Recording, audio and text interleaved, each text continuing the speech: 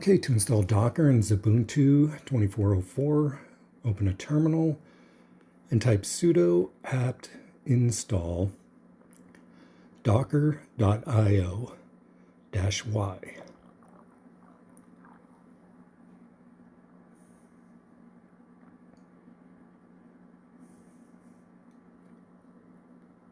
Okay, when that's done, you're going to type sudo systemctl start docker.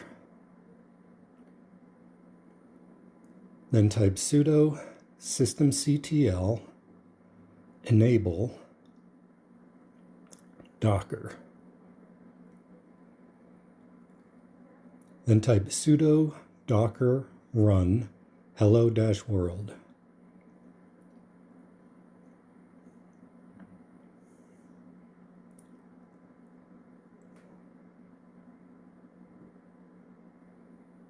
And if you get the hello from Docker message, then Docker has been installed correctly. That's all there is to it. Thanks for watching.